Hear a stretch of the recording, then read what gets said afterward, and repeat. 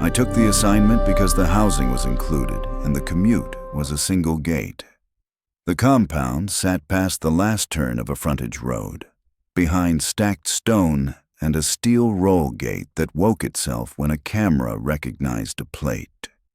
Security signed me into a ledger that smelled like toner and cold coins. Past the gate, the asphalt split the lot in two, gravel parking on both sides, floodlights at equal distances like surgical lamps. At the far end, one building. 8 floors. No neighboring roofs. No foot traffic to confuse the sound of a door. They gave me the top floor. The others kept to 1 through 3. 4, 5, 6 stayed dark by policy. 7 was used for storage and briefings when the ground floors were busy. I was told not to step out after dark for any reason. If something moved in the corridor, it belonged to another division or to work I wasn't part of. If I got curious, there would be no help filed in my name. The phrasing wasn't dramatic. It sounded like workplace signage. No entry beyond this point. The apartment on 8 was neat in a way that didn't feel recent. The entry tile held 2 pale scuffs as if someone had stepped in, then changed their mind. On my left, the bath. A small tub, a shower head with lime spread in a perfect white fan behind it. A mirror with the kind of streak that only ever points to a wiped palm. Straight ahead, a living room with a wall of glass and a river visible beyond flood control trees. On the right, a short counter, a narrow stove, a fridge with a door that shut too hard unless I placed my thumb where the seal resisted. The bedroom had a door. The rest were sliding panels. 2 small rooms faced each other along a short hall. Between them, a closet converted into a half-bath that breathed bleach even when unopened. I slept my first night with the window cracked, the river pushing air through the screen like a long exhale that belonged to the building. Alcohol from welcome drinks stayed in my blood, but I remember the switch flipping, the room cutting to dark, the roof's hum settling into a single pitch. I remember standing at the glass, the reflection of a person who hadn't unpacked, and something else against the wall at the far right. Nothing dramatic, no shape to point at later. Only the impression that somebody faced the paint with both shoulders square, like the idea of a person continuing to stand where a person used to stand. I crossed the room because proximity breaks illusions. My hand met cold wall. The texture felt rougher where the light failed. I checked the hall, the bath, the tiny rooms, the bedroom. No open windows, no second shoes that did not belong to me. I told myself the same thing every tired person says when a day runs too long. Sleep will sort the noise. Morning meant the gate guard's coffee and a brief walk to a car that did not belong to anyone in particular. I kept the river on my right, and every step counted exactly the way steps count when the brain is still calibrating a new place. In the lobby, one of the senior men looked at my face like he was reading a clock. He said nothing that needed recording, just the kind of look people who know the building give when a new hire checks the corners with their eyes. Work had rules that did not appear in the employee handbook. We handled other people's messes. We arranged, transported, neutralized, cleaned. Neutralize here meant paperwork as often as it meant anything else. You learn the weight of bins. You learn what bleach does and what it doesn't. You learn which trucks never squeak even when they should. The man everyone stepped around, call him the coordinator, rarely raised his voice. He occupied a ground floor office with a door that never aligned with its frame, as if the building continued to widen beneath him. People said floors 4 through 6 were kept empty out of respect for local traditions. Someone had scratched numbers into the service stair paint and then painted over them. If you looked close, the ghosts of the numerals still showed through. I returned to 8 with muscle fatigue settling behind my knees, the kind of tired that hasn't decided yet whether it will be sleep or a cramp. I washed, let the mirror fog, opened the window for the river again. I lay down with my phone face down because the blue of notifications was too loud for the room. Sleep came hard, and then cut out. The bed still warm, the clock red. The first sound was not a sound. It was a change in pressure, like a hand flattening air. Then a small pattern, quick contacts against the living room floor, fast and light, as if someone drummed fingertips along laminate in short, efficient lines. No scraping, no weight enough to flex the board. A fast, damp rhythm, moving in a grid. I didn't sit up. I let my breath shorten. People call it sleep paralysis when the mind wakes and the body waits. It could have been that. It could have been my brain mapping a new space with borrowed noises. The rhythm stopped at the bedroom door. Something shifted there, a tiny sound like rubber finding a groove. The pressure waited. My lungs began their own argument, hold or burn. I counted nothing. I just listened. The rhythm resumed, moving away. Living room again, kitchen, the small hall. Then gone, not like a creature leaving, but like a machine completing a loop and returning to shelf. Morning flattened it. I found nothing at the door but the ordinary misalignment where the latch sometimes kissed the strike plate wrong. I checked the floor for dust runs. I searched for hair that wasn't mine. The bath mirror had an oval of moisture that did not match my height. I told myself steam remembers hands. Second night, the air cooled faster. The river brought the smell of wet stone. I stayed up an hour later than I should have, reading reports that didn't need reading, then turned the phone face down again. Sleep cut once more, same red digits. This time there was temperature with the wake. A cold sample against my ear, not a breeze, something closer, the way winter air feels if you open a door into it and stop in the threshold. Not a voice, not language, only cold. Then the pattern again, floor to door. The tiny rubber settling sound, as if something articulation-sized checked a seam. I held breath sooner, before the argument, and felt my chest lift anyway, because the body does what it must. I pressed my tongue to the roof of my mouth like swimmers do before cold water. The pattern moved off, more rooms further away. The friction of distance turning it into an idea. Sleep returned without a decision from me. Work registered my face with a nod. People who clean for a living read absences first. They see where you didn't sleep. I moved bins, bleached what bleach would answer, signed for solvents, ate standing with my back to a wall that buzzed with a pipe too warm for the time of rear. Word moved around me in the casual way the worst stories move. A junior had failed a check and been sent to sleep a night on one of the closed floors, the superstition version of disciplinary review. That happened sometimes. No one believed in the reason said out loud. Everyone followed it anyway. In the morning, his key card opened nothing because he hadn't come down with the rest. The crew who found him hours later used careful words. They always do. The report said, unresponsive.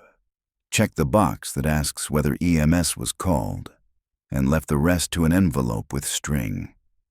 I kept my eyes on chemical codes and treated the rumor like a smell you can't identify, present enough to notice, not present enough to locate. The coordinator saw me and didn't stop me. When he wanted to talk, he never needed words. He arranged objects, forms, tape, a blank tag, and your hands did the rest.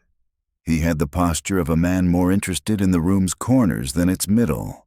People said he slept on one with the door cracked. People said a lot. The only verifiable detail was that I never saw him leave. Nights 3 and 4 fit the pattern. The cold sample woke first, at my ear. like the room reminding me where the thinnest wall sat between out and in. The floor rhythm followed, the stop at the bedroom, the micro sound of something testing a gap, the wait, my lungs teaching me they would cheat if I didn't hold them on a leash. Then departure, counted not in numbers but in distance, the sound resolving into nothing because the building decided it was time. By the fifth night, routine makes superstition efficient. Before bed, I showered longer, dried the mirror with the flat of my palm, and left the print visible so I could tell if the shape altered by morning. I placed a paperback along the threshold so the slightest shift would whisper. I set my phone to record, not for audio to scare me later, but for a time stamp that could tell me whether I woke because of an outside schedule or because my brain was training itself to perform at a new hour. I breathe slow before lights out to bring my heart rate under what the watch calls resting. No candles, no charms, no ceremony. Just the small secular rituals people use when a problem refuses to become a problem on paper. The wake came on time, the red digits patient, cold against the ear, a faint chemical sweetness in the air, cleaner from the hall or adhesive from new tape on a door downstairs, hard to tell. The floor rhythm arrived. At the door, the press of attention.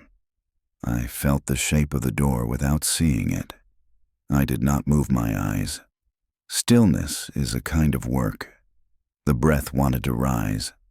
The body hates rules invented in the dark. I counted the beat of my own blood behind my nose and waited for the pattern to move off.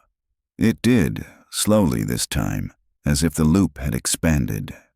Kitchen, small hall. A pause near the closet that used to be. A tiny plastic tick like the pull chain of a light grazing porcelain. Then the absence again. In the morning, the mirror showed a new crescent wiped into the fog. Low, far too low for me. The paperback lay skewed by a fraction. Not enough to be evidence, enough to be a doubt. The phone showed no recording. The app had failed, or I had. Or the wake was the only record. I went to work knowing which explanation would be easy to write and which one would not require any writing at all. When the coordinator found time to stand in the hall near me, he watched my hands clean a small metal strip at the base of a door.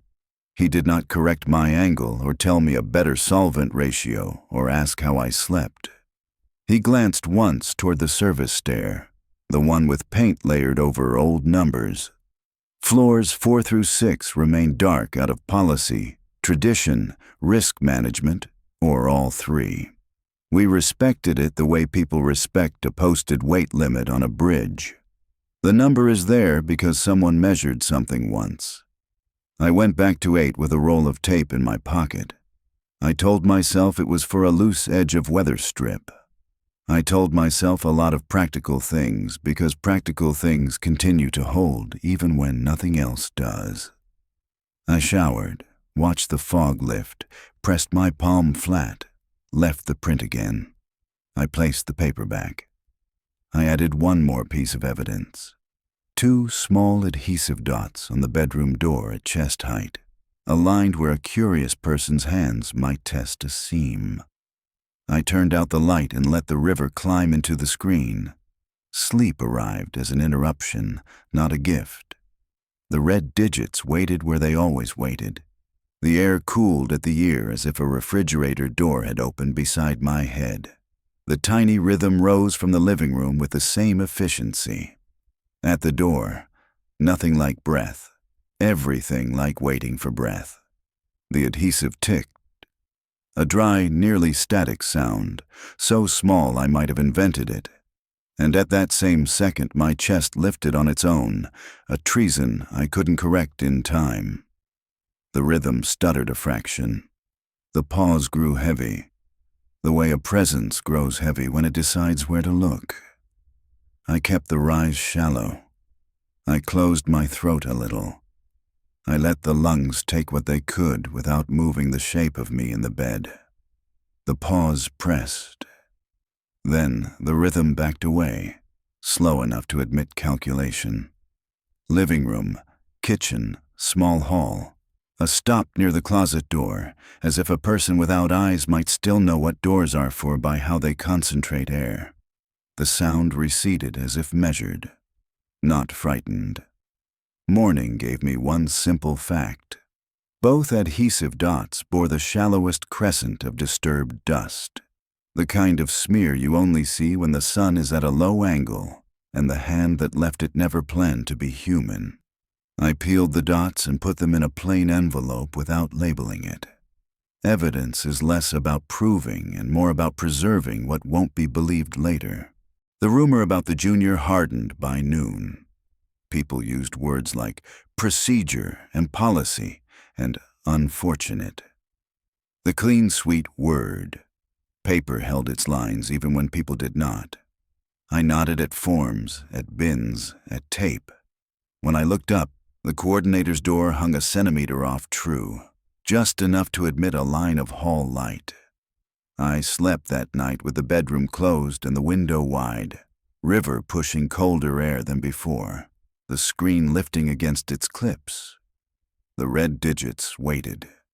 The pressure arrived early, as if schedules had aligned. Cold at the ear. The rhythm rose. The door held. The adhesive was gone. I had not replaced it. I held breath sooner and longer. The pause became the whole room. The floor did nothing. The air did nothing. I didn't move. The building listened to itself. The first scrape came not from the door, but from the threshold, where wood meets wood and engineers pretend to know how much expansion a season buys. A soft, decisive touch found the seam. The kind of touch that learns the shape of a mouth by the shape of the glass it leaves behind. My tongue pressed harder to the roof of my mouth. My chest ached. The river pushed one colder note through the screen. The scrape lifted. The rhythm moved off, one room at a time, a map being checked against a body. The pause returned as an empty space where something had just been. I let air into me an atom at a time, enough to know a person can be both alive and barely measurable. I didn't sleep again. I waited for a sky that had the nerve to change color. At the first dirty blue, I opened the door. The paperback had not moved. The mirror showed an oval lower than yesterday. The envelope with the dots lay where I left it. On the bedroom side of the threshold, the wood grain held a new, fine polishing along a strip no wider than a finger bone. I washed my face and didn't look in the mirror. I put the envelope in the freezer because cold preserves more than food. I wrote the day's date on a torn strip of masking tape and stuck it to the envelope's edge. I threw away the pen I'd used and took another from a drawer because that is how people behave when they want to promise themselves they're measuring something simple. Downstairs, the building kept its temperature. The coordinator watched corners again. The closed floors remained closed. My lungs behaved. The river moved in no one's ledger. The morning didn't belong to me. It arrived the way a screensaver wakes, showing the same image I'd left it on. The river outside carried the same slow sheet of color.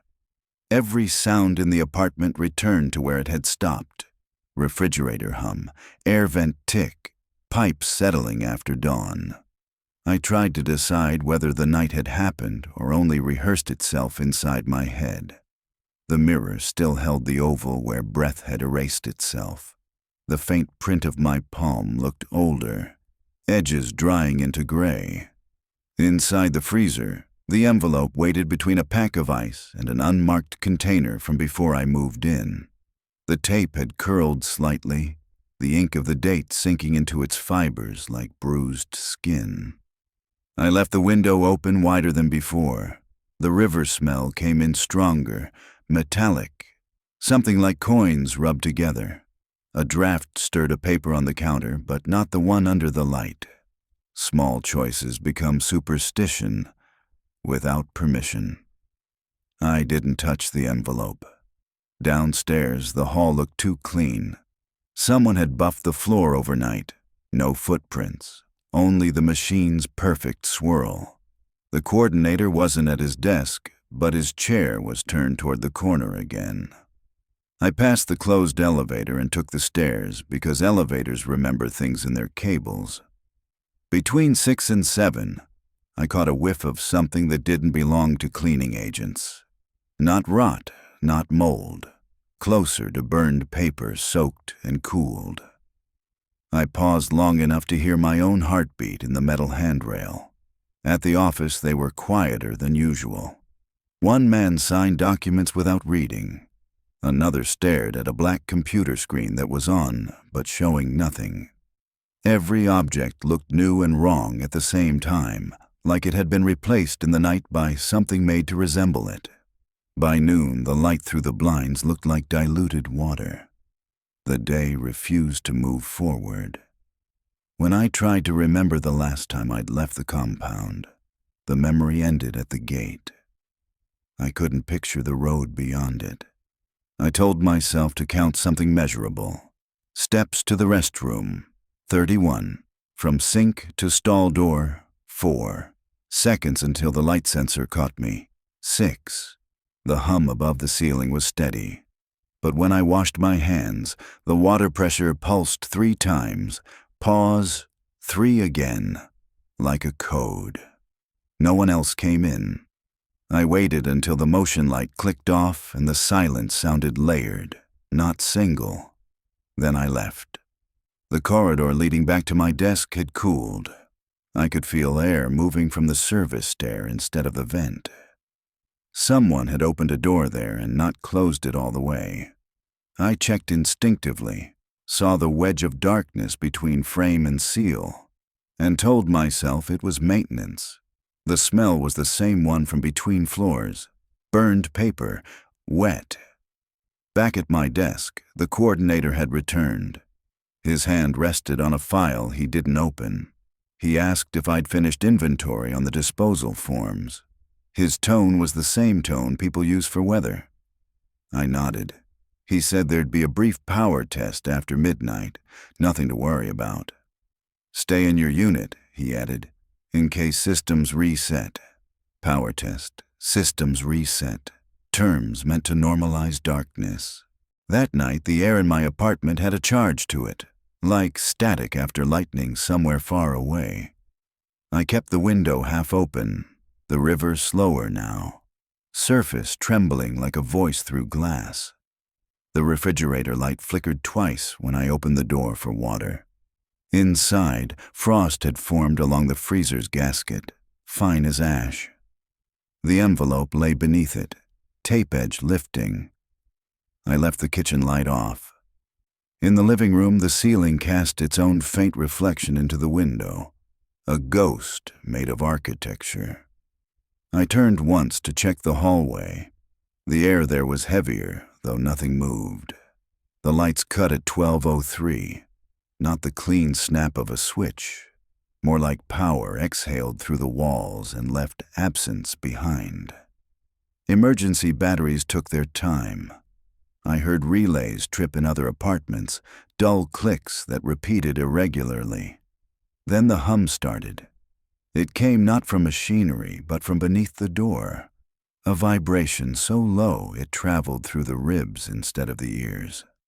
I thought of the water pressure earlier, of signals sent by something that understood rhythm. I stayed still, counting intervals the way people count thunder after lightning. 3. Pause. 3. Then silence. Then 2. The pattern wasn't random. Something brushed the bottom edge of the door. Not enough to move air, enough to announce touch. I leaned forward without meaning to, listening to the wood adjust. No breathing, no footsteps. Only a change in pressure that outlined the door the way frost outlines glass. When the emergency lights finally blinked alive, they came in red. The hum stopped mid-beat. The clock digits reset to 00:00. I checked my phone. No signal, no time. Outside, the river reflected nothing. The city beyond it didn't exist. I waited until 2 o'clock by guessing. The power returned in layers. First the fridge, then the hall vent, then the hum of distant compressors below. I checked the floor by the door. The gap held a line of pale dust shaped like a fingertip drawn sideways. I didn't open the door that night. I didn't sleep. The hum returned twice more, short and without pattern, as if testing whether I was still listening. Morning reassembled itself the same way as before. Lights, hums, paperwork, voices recited like prayer. No one mentioned a power test. The coordinator's office door was closed, and a single maintenance cone blocked the service stair. I thought about calling someone outside, but my phone still had no date. It displayed only the signal bars, frozen, as if service itself had paused to observe. At noon, they called us into the corridor for inspection. A team in gray walked past, scanning walls with handheld meters. The instruments beeped, printed tiny slips, logged data that no one read. One man looked at my face and asked what floor I lived on. I told him 8. He wrote it down, then tore the paper into pieces before leaving. Back in the apartment, I checked the freezer. The envelope had changed color slightly. The paper darker, the tape translucent from cold. I didn't touch it. When I turned away, the reflection in the window didn't match my movement. It lingered half a second too long before catching up. Outside, the river didn't move. The envelope had begun to sweat through the freezer's frost. When I touched it, the paper felt like skin that had forgotten temperature. The ink on the tape had spread, numbers turning into faint bruises of blue. I peeled it back and saw what I'd written the first night. Day 1. There should have been others, 2, 3, maybe 4, but I couldn't remember writing them. I didn't open it. I just put it on the counter, and the sound it made landing there was softer than it should have been, like it had absorbed the air around it.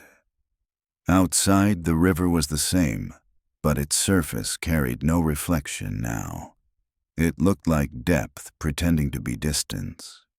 The color wasn't water anymore. It was more like light trying to drown itself. The building's hum had changed. It wasn't electrical this time. It had a pulse, measured, careful, the way someone knocks only to prove they still exist. I followed it down the hallway. Every apartment door looked identical, but some handles had turned slightly inward, as though pulled from inside. The air had no smell. Only when I passed the stairwell did something faint appear, wet metal, detergent, and an echo that had waited too long to stop. I kept walking. There was a new sign beside the lobby door. White paper, typed words. No access beyond this point. Cleaning in progress. No logo, no date, no tape. Just pressed perfectly flat against the glass as if the paper itself was holding on. The reception counter was empty. A cup sat on the desk, half full of water that hadn't moved. The clock above it showed no hands, only the faint shadow where they should have been, like time had left fingerprints and then gone missing. I called out once. My voice came back, but slower, like it had to climb stairs before answering. Back upstairs, the lights had dimmed on their own. Not completely, just enough that edges no longer trusted their lines. I walked the corridor again, and something changed in its length. The number of steps from the elevator to my door used to be 17. Now it was 22. When I turned around to count back, it became 16. The building was rearranging itself while pretending not to. In my unit, the air was colder near the ceiling. A hum moved behind the drywall, traveling along the wiring, stopping exactly where the refrigerator stood. When I opened the freezer, The envelope had folded slightly in half. Edges crisp from cold, center darker like a bruise. There was movement behind it. Nothing large, just a shift in the frost pattern, like a fingertip tracing from inside. I stepped back. The light from the fridge door pulsed once, then steadied. On the counter, the condensation had formed words. Not written, but implied. 3 faint lines that could have been a name or a date. They vanished before I could read them. That night I stayed awake to listen. The hum rose every hour, steady, not mechanical now, more like breathing that didn't want to be heard. At 2 a.m., something heavy shifted in the ceiling. Dust fell from the corner above the bed, one slow drift at a time. Then the wall behind my head made a sound, thin, like a pen dragged across glass. Once, then again. I turned the light on. The switch worked, but the bulb didn't. I could still see faintly, the kind of light that doesn't belong to electricity. Shadows had outlines even when I didn't move. The sound stopped only when I touched the wall. It was warm. I pressed my ear to it. There was space behind, not insulation, not wiring, open space, like the inside of something that had been built hollow. From there, a slow tapping began again. 5 beats, then 4, then silence. Then the exact sound of my own heartbeat answering from inside the wall. I didn't move for a long time. Eventually, the light outside turned pale, though the sun didn't rise. The color was wrong, too even, like the world had switched to grayscale. When I opened the door to leave, the hallway no longer turned toward the lobby. It split in 2 directions, both leading away from where the river should be.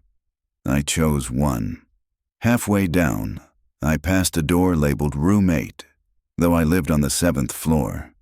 Through the peephole, a faint light flickered, blue-white, rhythmic, matching the hum I'd heard all night.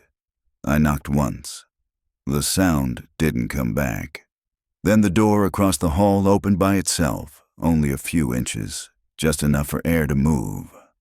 Inside was darkness, but it carried the smell of my own apartment, cold metal, detergent, and paper. And under that, something older. I closed my eyes and listened. The hum was still there, faint and steady. It wasn't coming from the floor anymore. It was coming from the walls, from every wall. The morning returned too early, dragging the same light that had never really left. The air in my unit was thin, sharp, metallic, like the inside of a battery. I could taste it when I breathed. The hum behind the walls hadn't stopped through the night. It only changed tone, slower, deeper, careful not to be caught repeating itself. The refrigerator door was slightly open. Frost had begun to spread outward, crawling across the tiles in thin veins. I shut it and listened. The frost cracked like distant ice under weight. On the counter, the spot where the envelope had been was dry now, darker than the rest of the metal. The shape it left behind looked like a shadow that refused to evaporate. I made coffee. The water came out gray. I poured it down the drain and watched steam rise where there shouldn't have been heat. The smell that followed wasn't coffee. It was paper, singed but wet. I didn't try again. Down the hall, footsteps echoed. I opened the door but found no one. The air moved in one direction, from the service stair toward my unit, and the hum followed it. I stood there until I realized the sound wasn't approaching. It was waiting. The corridor looked freshly painted. No marks, no dust. But every few meters there was a dent in the drywall, circular, the size of a fist pressed once, then pulled away. At the far end, someone had propped the exit door open with a cleaning cone. The cone was cracked, the letters faded. I kicked it aside and stepped through. The stairwell felt wrong. The handrail was wet, but the steps were dry. My reflection followed in the metal, slightly delayed, as if it needed time to decide. I reached the landing between floors and stopped. The hum here was stronger, closer to breathing than machinery. When I leaned against the wall, I could feel it. Slow, rhythmic contractions. The building's version of a heartbeat. There was a door I hadn't seen before, no number. Only a small plate that read, "Authorized access only." The keyhole was sealed with tape that looked new. I pushed it. The tape split soundlessly.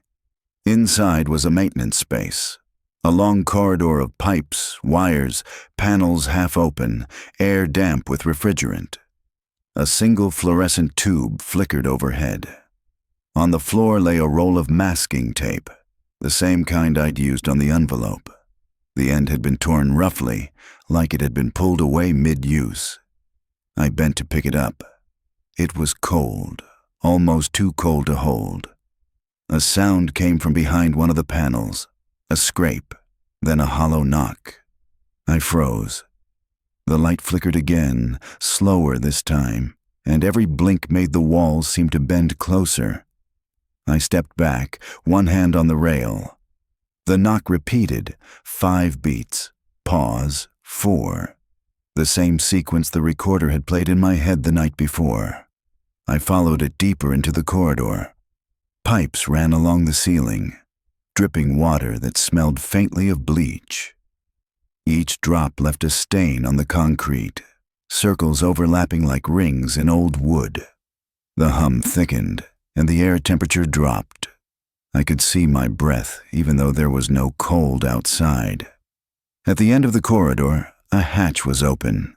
Inside was a small crawl space lined with foil insulation. A single bulb hung on a wire, swaying gently.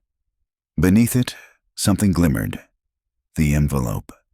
It was upright, balanced perfectly on its edge, as if placed there with care.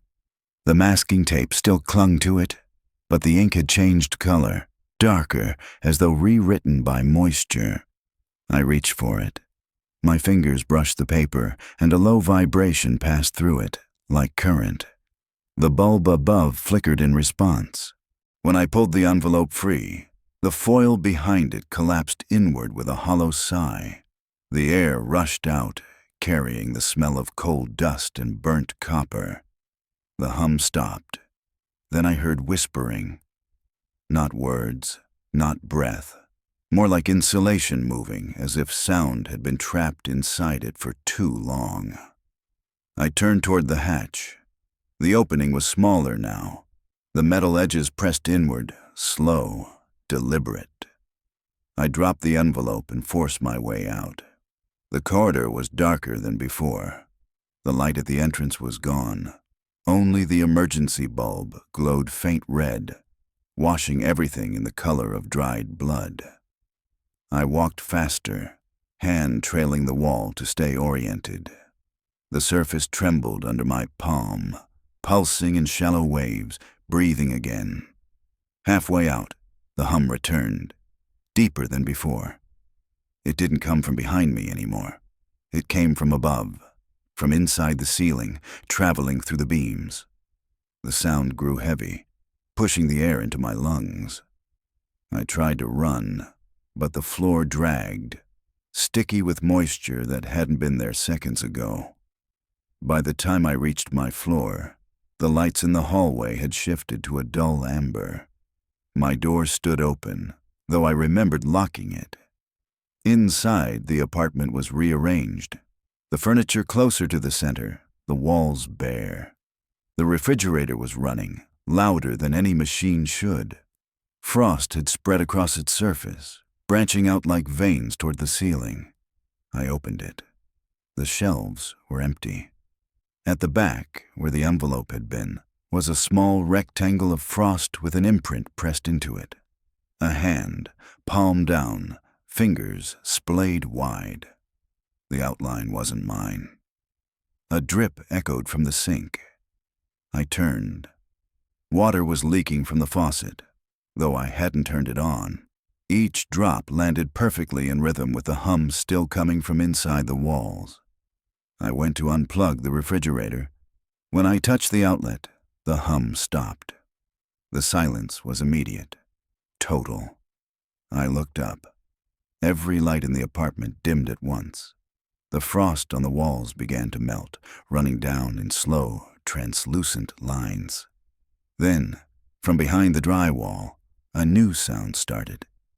Not mechanical. Wet, deliberate, like someone dragging a hand through slush. It moved along the wall, tracing the path of the wires, circling the room once, then stopping beside me. I stepped back. The wall bulged slightly, paint stretching like skin.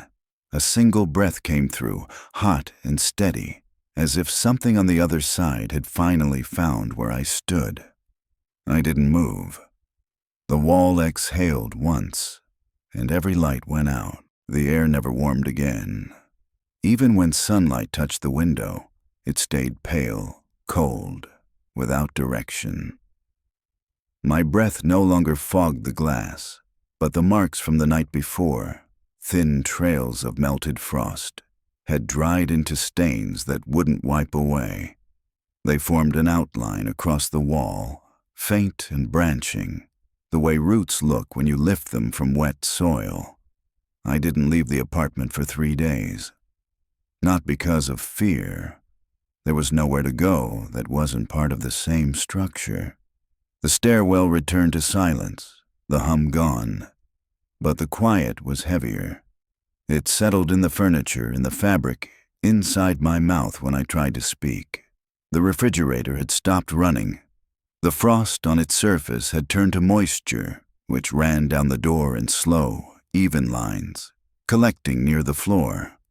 The shape of the handprint faded last. I waited for the sound that used to follow, the rhythm, the pulse, but nothing came. Only the soft expansion of the walls whenever I breathed too loud. On the 4th morning, a letter slid under my door. No envelope, just a folded sheet of printer paper. One sentence typed in black. Verification required. Report to Section 8. No signature, no date. I didn't remember there being a Section 8. I had lived here long enough to memorize every floor, every sign. Still, I went. The hallway had changed again. The carpet was darker, edges frayed like it had been pulled and reattached. The ceiling lights hummed in unison, faint red halos forming around the bulbs. The air smelled of ozone and cold metal. I passed my neighbor's door, still locked, though the peephole was covered from the inside. The stairwell was dry this time. The walls looked painted over, but when I ran my hand along them, flakes came off easily, revealing older color beneath, gray, then green, then something darker that felt more like residue than paint. I kept counting steps, but the number refused to stay constant. When I reached what should have been the 5th landing, I found a new sign mounted on the wall. Section 8, authorized personnel only. The door beneath it was made of brushed steel. No handle, just a thin indentation where a badge might go. I pressed my palm against it. The surface was cold enough to numb my fingers.